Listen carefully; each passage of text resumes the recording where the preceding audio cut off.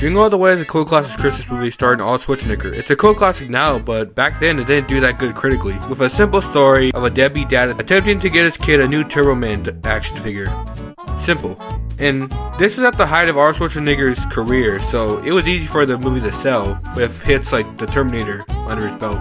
For many years, people thought it would be a one-off, but oh boy, they were wrong. No, because in 2014, we got a sequel that no one asked for in any way. Jingle All the Way 2 was produced by WWE of all companies. Yes, a wrestling company made a Christmas movie. Also, who the fuck is Larry?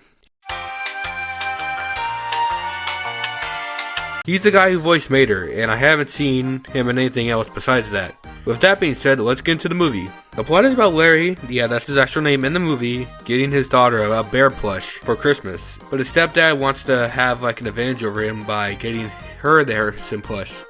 So that way he looks bad in comparison. Because he's seen as like a second rate dad because stepdads, yeah. And the reason why he's doing this to Larry is because his daughter likes him more than him. And so he wants to be seen as the main dad, which is kind of fucked up when you think about it. There's not much when it comes to characters besides Claude, Larry's best friend, played by Santino Marella. He's not like the friend from the OG Jingle All the Way where he sets off a bomb and betrays him over a Turbo Man doll.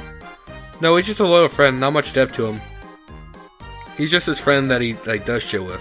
You have the mom, which is basically an extremely bland character with no real character, it's just the standard mom trope. You have the random employee at the toy shop that Larry visits a lot to try to get the bear toy, because Vic keeps buying all of them out because he's rich. And he's just thinking that they're just really quickly selling out, so he gets mad at the employee. And later, he tries to sell Larry a toy bear for $500, and some illegal drug deal kind of thing. But the cops bust him and Larry's back at square one. He tries to steal it from a needy shelter, and then that doesn't work out because he gets hoed by a 7-year-old. And then he enters a bowl contest in which he wins technically, but he doesn't get the bear. He gets like a vacation. Which honestly sounds a lot better than the bear, like you could just take her on that. Anyways, Larry finds out that Vic is trying to sabotage him and follows him to his warehouse, and they're both locked in a room. While this is happening, a crowd is outside a charity event thing that their company is doing, and they find out that he's bought out all of the Harrison bears. So they're pissed off. After they get out the room, they give away all the bears to everybody else. For all the bears. And he gives his daughter one, in which she says that she just wanted her family to be together. And yeah, it's the cheesy ending cliche. Basically, they give her a bear and she's just like, I just wanted my family to be together because child shitty handwriting. Because earlier in the movie, Larry read her letter to Santa, in which he can't make out what she's trying to make, and the employee thinks that that's supposed to be a Harrison doll.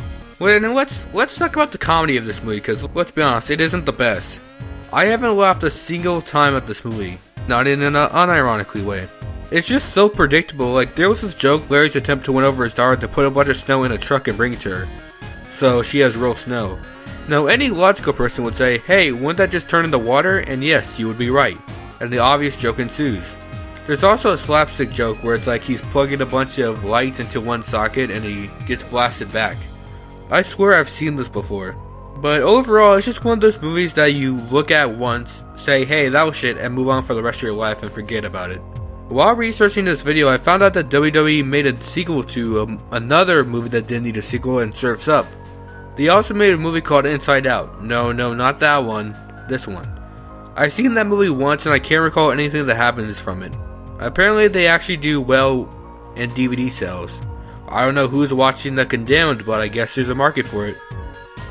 If you want me to rank every single of these, leave a comment. But with that being said, it's Blastverse signing off.